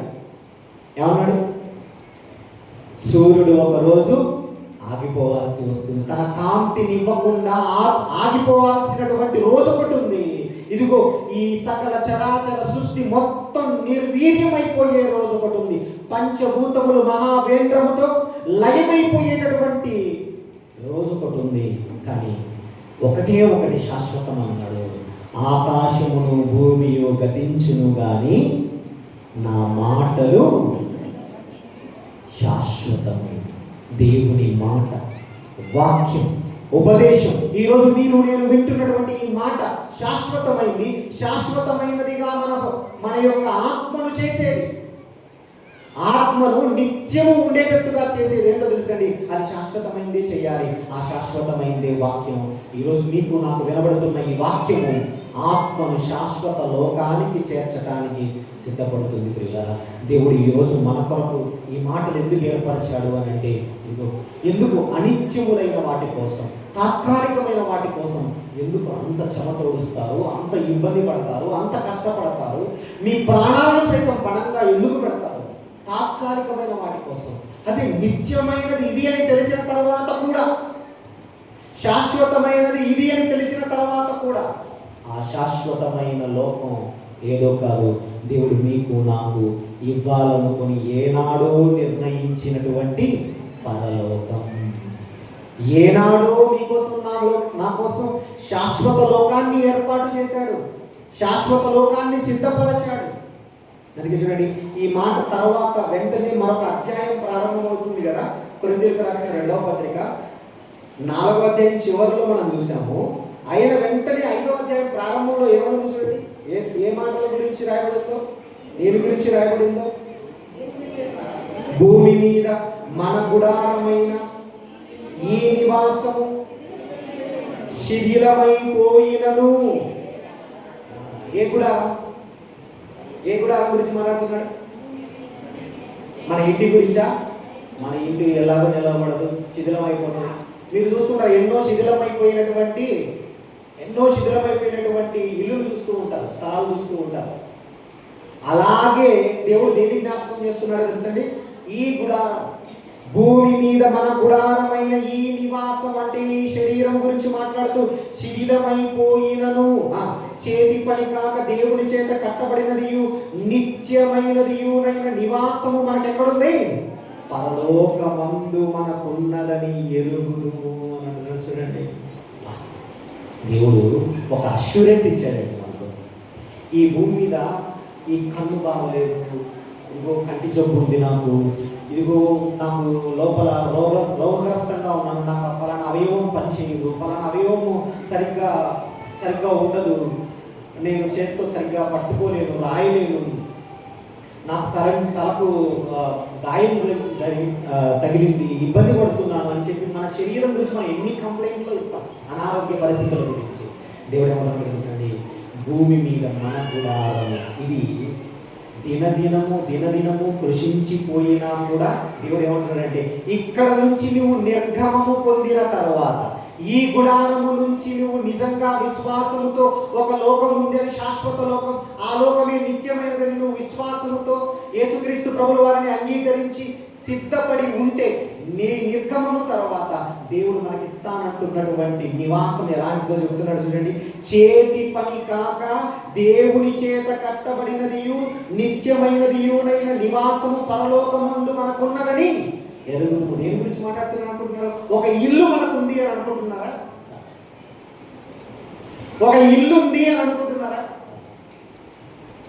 ఈ ఆత్మ ఇక్కడ ఈ ఆత్మ ఈ దేహాన్ని విడిచిపెట్టి వెళితే మరొక దేహములోనికి వెళ్ళటానికి సిద్ధంగా ఉంది.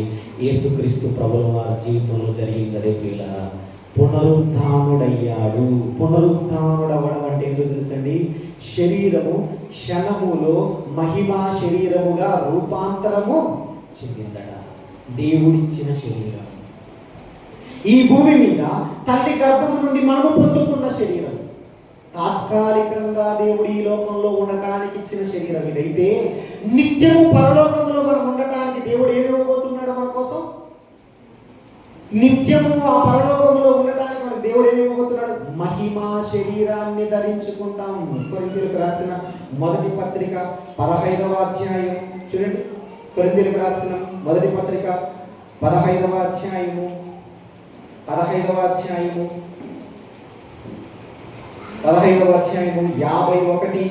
52 వచనాలు నేను చదువుతున్నాను. ఇదిగో మీకు ఒక మర్మము తెలుపుచున్నాను, మనమందరము నిద్రించము గాని నిమిషములు ఒక్క రెప్పపాటున కడబూర మృగ గాని మనమందరము మార్పు పొందుదుము. బూరం రోగులు అప్పుడు మృతులు అక్షయులుగా లేపబడుదురు, మనము మార్పు పొందుదుము. క్షయమైన ఈ శరీరము ఏం ధరించుకోవాల్సిందట? అక్షయతను. క్షయమైనదంటే నాశనమైపోయే ఈ దేహం అక్షయంగా మార్చబడుతుందట. మళ్ళా ఇదే దేహం కాదు, దేవుడిచ్చే కొత్తది, అక్షయమైనదిగా అక్షయతను ధరించుకోవలసినది. అది ఎలా జరుగుతుంది? రెప్పపాటులో అంటున్నాడు. రెప్పపాటులో అంటే కళ్ళు మూసి తెచ్చేలోపు, రెప్ప ఇలా వాల్చీలాగా తెరిచే లోపు మార్పు పొందుదుము, రూపాంతరం చెందుతామంటున్నాడు. ఇంకా ఏమన్నాడు? మర్త్యమైన ఈ శరీరము అంటే మరణానికి లోనైపోయేటటువంటి ఈ శరీరము అమర్త్యతను ధరించుకోవలసి ఉన్నది. అమర్త్యతను ధరించుకోవలసి ఉన్నది అంటే మరణమే లేనటువంటి స్థితిని పొందబోతోంది. మరణించడానికి సిద్ధంగా ఉన్న ఈ దేహం మరణించిన తర్వాత అమర్త్యతను ధరించుకోవడానికి సిద్ధపడుతూ ఉన్నది. ఈ క్షయమైనది అక్షయతను ధరించుకున్నప్పుడు, ఈ మర్త్యమైనది అమర్త్యతను ధరించుకున్నప్పుడు విజయమందు మరణము మృంగివేయబడిన వ్రాయబడిన వాక్యము నెరవేరును అని అంటున్నాడు. అంటే దేవుడు మనకు ఒక శాశ్వతమైన నిర్మాణాన్ని ఇవ్వబోతున్నాడు.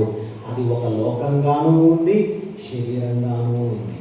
శరీరం ఈ కళ్ళ ముందు కనబడుతున్న ఈ శరీరము కాదు, దేవుడు ఇవ్వబోతున్న మహిమా శరీరము, దేవుడు ఇవ్వబోతున్నటువంటి అక్షయమైనటువంటి శరీరము, దేవుడు ఇవ్వబోతున్నటువంటి బలహీనమైన దాని నుండి బలమైనటువంటి దానిగా తీర్చిదిద్దేటటువంటి శరీరము. ఆ దేహము, ఆ యొక్క లోకము, ఆ యొక్క నివాసము మీకు నాకు వద్ద ఆలోచించండి. శాశ్వత లోకము మనకు కావాలి. ఈ భూమి మీద మనకు ఎన్ని బాధలు, ఎన్ని కష్టాలు, ఎన్ని ఇబ్బందులు. ఇక్కడ ఈ లోకంలోకి మనం వచ్చాం. తల్లి గర్భము నుండి పడినది మొదలుకొని, ప్రారంభములో తల్లి గర్భము నుండి భూమి మీదకి వచ్చినది మొదలుకొని ఎన్ని బాధలు, ఎన్ని కష్టాలు. ఒక్కొక్కరిని టచ్ చేసామనుకోండి. నేను నా బైబిల్ క్లోజ్ చేస్తున్నాను, అయిపోయింది. జనరల్గా చివరిలో మాటలు చెప్పి నేను ముగిస్తాను. ఎవరితో మాట్లాడాల్సిన పని. జనరల్గా మనం ఆలోచన చేయండి. ఎవరిని టచ్ చేసినా కూడా, ఎవరిని అడిగినా, ఎవరిని మాటలు కలిపినా, ఎవరితో మాటలు కలిపినా కూడా ఏమన్నా బాగున్నావా, ఏమన్నా బాగున్నావా అని అడిగితే ఏమంటారు తెలుసండి? మొహమాటానికి ఏమంటారు? బాగున్నావా అంటారు.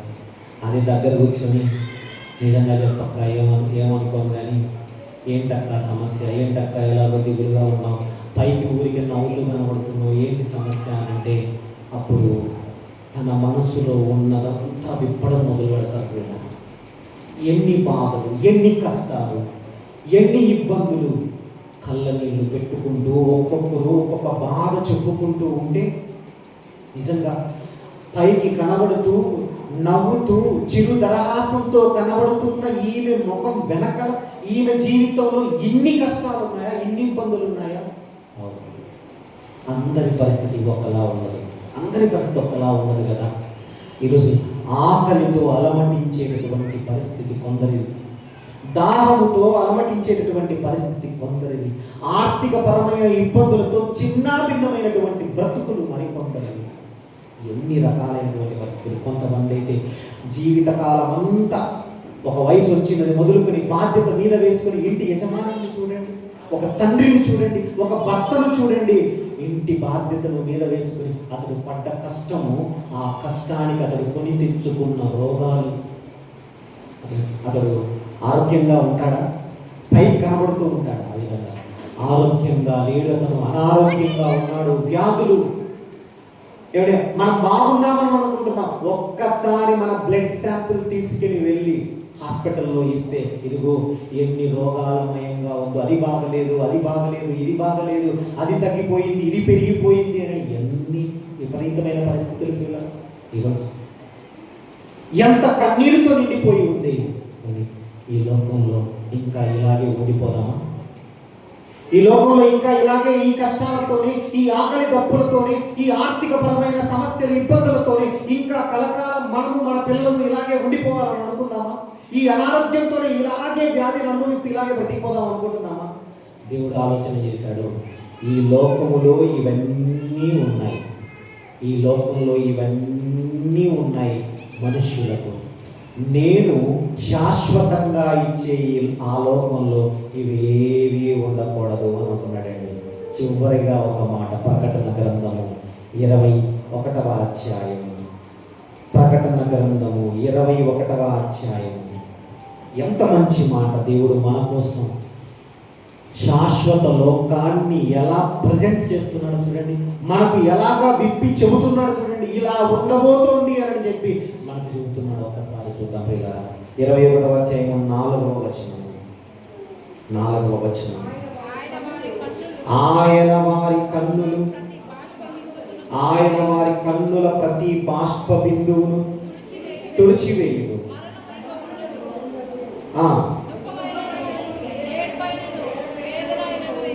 చాలా ఇక్కడ రాబడిన మాట చూస్తే, ఆయన వారి కన్నుల ప్రతి బాష్ప బిందువును తుడిచివేయును.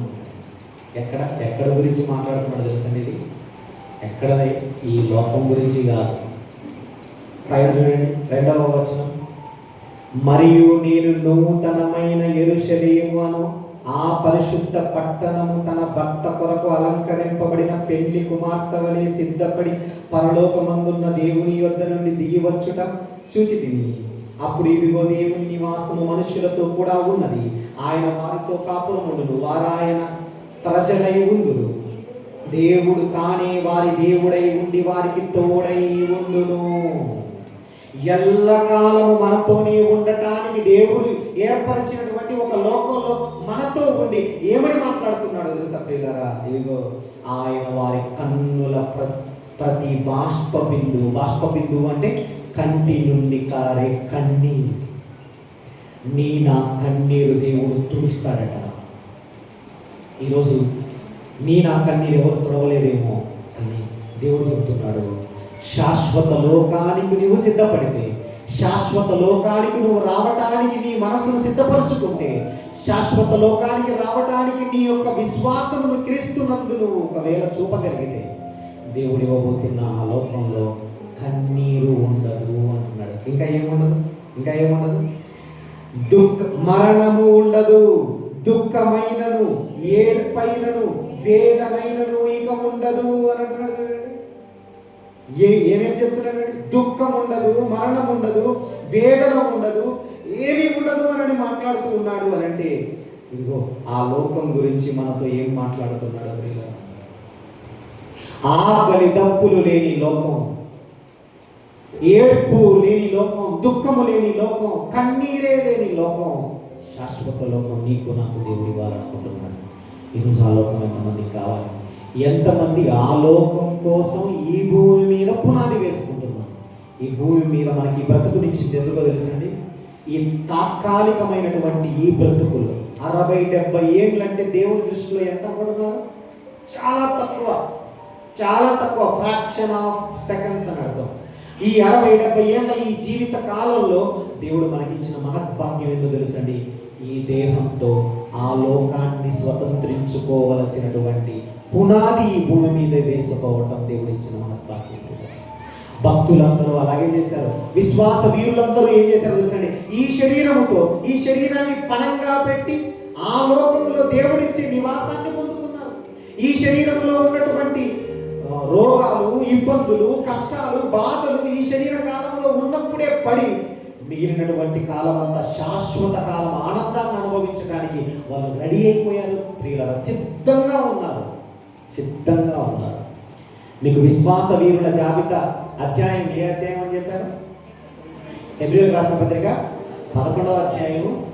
ఆ అధ్యాయం అంతా చదివి చివరిలో మీ గురించి నా గురించి రాయబడింది తెలుసా మీకు? చివరిలో విశ్వాస వీరుల జాబితా అంతా రాసి దేవుడు చివరిలో మీ గురించి నా గురించి చెప్పాడు. నన్ను చూస్తారు, నిజమా కాదా? రాయబడలేదా మన గురించి? చూడండి ఒకసారి 11వ అధ్యాయం చివరి వచ్చి ఉండదు.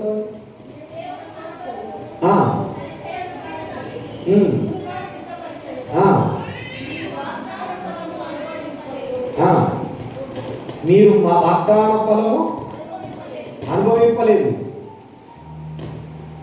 11వ అధ్యాయం చివరి వచ్చిన 39 39 వీరందరూ తమ విశ్వాసము ద్వారా సాక్ష్యము పొందిన వారైనను. ఉన్నామా మనము? ఆ వచనంలో మనం ఉన్నామా? ఇక్కడ వచ్చిన మనము లేకుండా అంటే విశ్వాస వీరుల జాబితా అంతటితో ముగిసిపోలేదు, స్టాప్ చేయలేదు దేవుడు.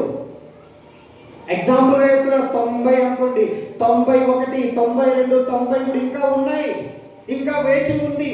ఆ యొక్క పట్టికలో ఇంకా ఖాళీలు ఉన్నాయి. ఆ ఖాళీలలో చేరవలసింది ఎవరో తెలుసండి?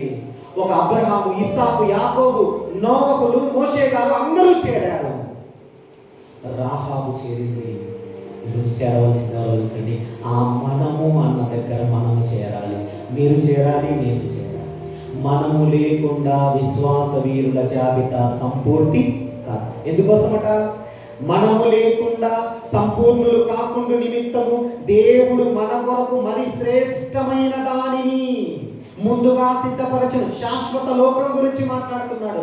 ఈ గుడారాన్ని విడిచిన తర్వాత దేవుడు ఇవ్వబోయేటటువంటి ఆ శాశ్వతమైన పరలోకం గురించి మాట్లాడుతున్నాడు. మనం పొందుకోబోయే మహిమ శరీరం గురించి మాట్లాడుతున్నాడు. అది మీకు నాకు ఇస్తానంటున్నాడు దేవుడు. ఎంతమందికి కావాలి? ఎంతమంది పొందుకోవాలనుకుంటున్నారు? ఏమన్నాడు తెలుసండి?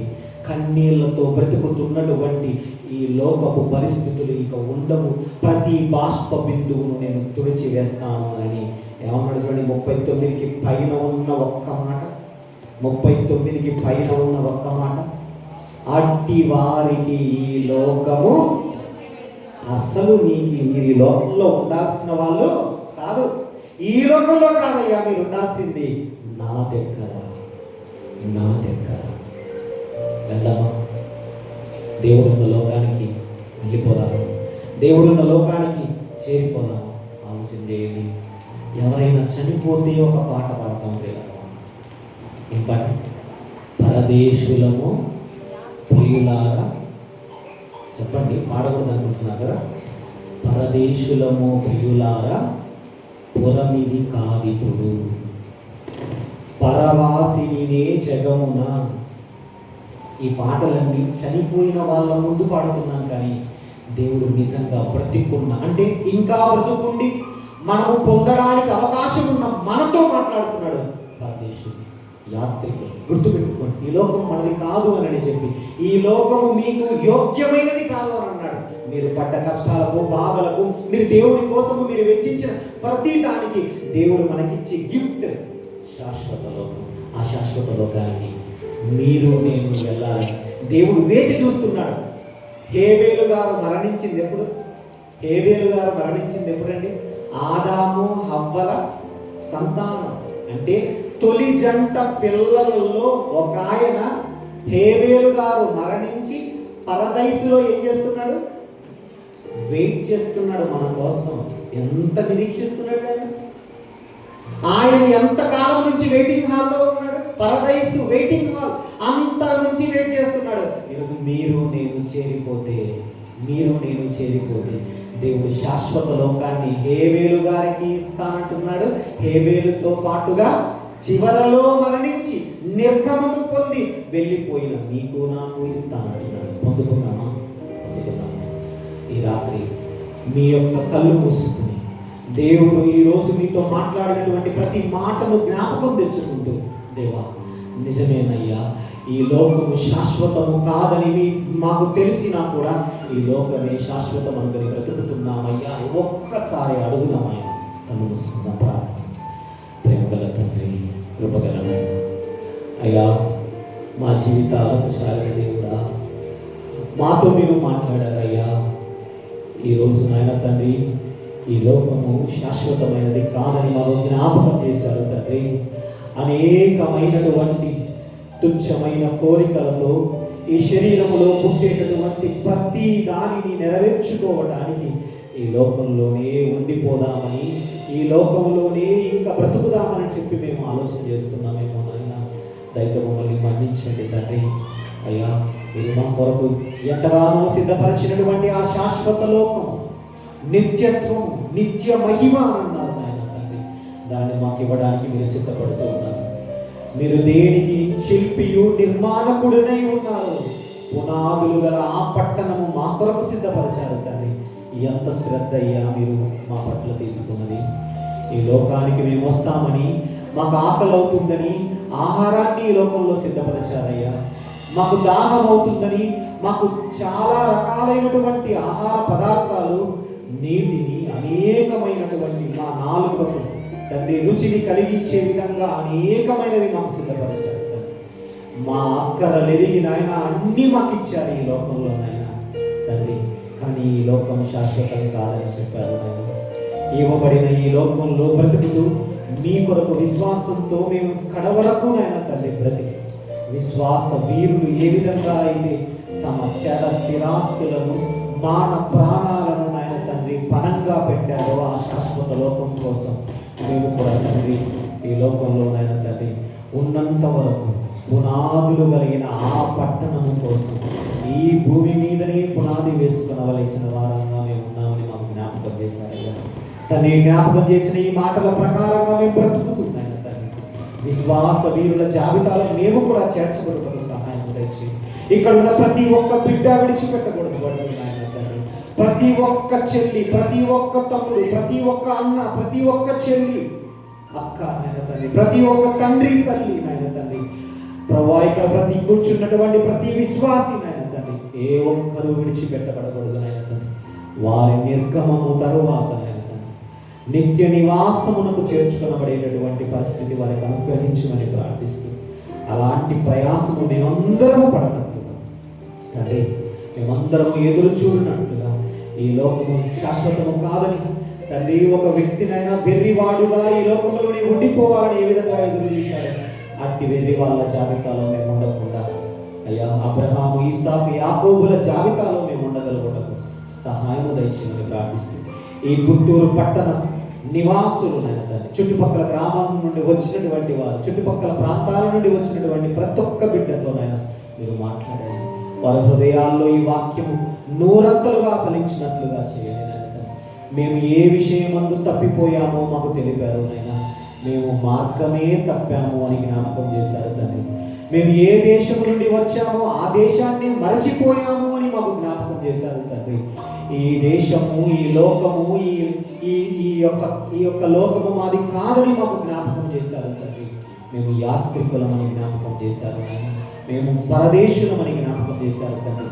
మా తప్పును మేము సరిదిద్దుకోవడం, ఉపదేశాన్ని మౌనంగా విన్న ఈ ప్రతి ఒక్క బిడ్డ హృదయంలో తండ్రి ఈ వాక్యాన్ని నీరు కట్టి ఫలింపచేయండి తండ్రి. విత్తబడిన వాక్యము దుష్టుడు ఎత్తుకొని పోకుండా తండ్రి భద్రముగా కాపాడునట్లుగా తండ్రి ప్రార్థిస్తున్నాను ఆయన. కృప చూపండి. నిర్వాహకులు పడుతున్న కష్టానికి తగ్గ ఫలితాన్ని అనుగ్రహించండి తండ్రి. ఏ ఉద్దేశముతో తండ్రి ప్రభువా వేల రూపాయల ఖర్చుతో ఈ యొక్క పని చేస్తున్నారో నాయన తండ్రి, వారి పెట్టిన ప్రతి కష్టార్జితానికి నాయన తన ఫలితాన్ని అనుగ్రహించమని ప్రార్థిస్తున్నాను. ముందున్న సమయం అంతా మీ చేతిలో రేపటి దినము, ఎల్లుండి దినము జరగబోతున్నటువంటి మీటింగ్ అంతట్లో కూడా మీకు తోడుచున్నాను. మా ప్రభువు రక్షకుడు యేసుక్రీస్తు ప్రభువారి పేరిట ఈ ప్రార్థన వేడుకొనుచున్నాము తండ్రి. ఆమేన్. అందరికీ వందనాలు. దేవుని నామానికి మహిమ కలుగునుగాక. ఆమేన్.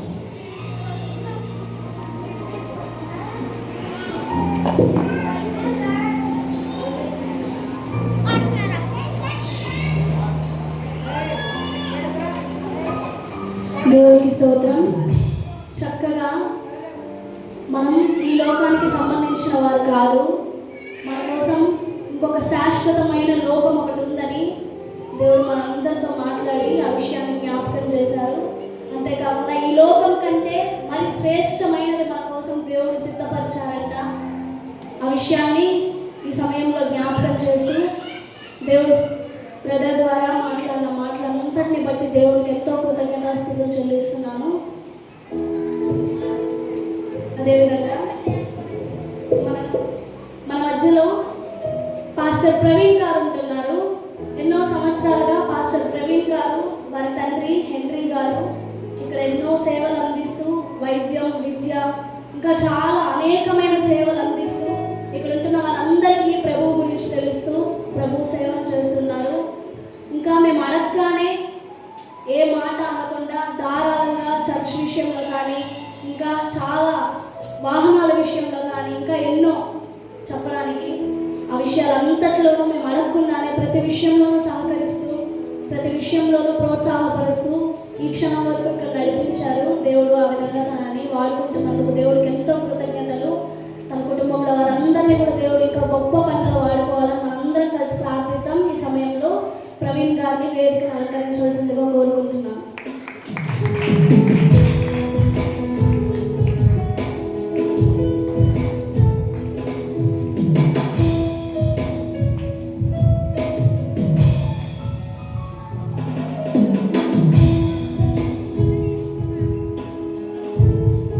ఈ సమయంలో ఒక చిన్న కార్యక్రమం, మన మధ్యలో ఇద్దరు పిల్లలు ఉంటున్నారు. వారు వచ్చి ఇప్పుడు ఏదో వాళ్ళు ఏం నేర్చుకున్నారో చెప్పాలని అనుకుంటున్నారు. చూద్దాం ఏం చెప్తారో.